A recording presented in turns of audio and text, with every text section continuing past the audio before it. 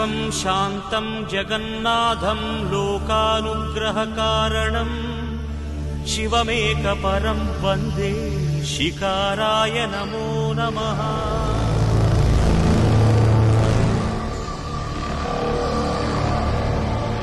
ॐ महामङ्गलाय महाभिषेकाय महाशान्ताय महावीरेन्द्राय महायोगेन्द्राय महागुहाङ्गाय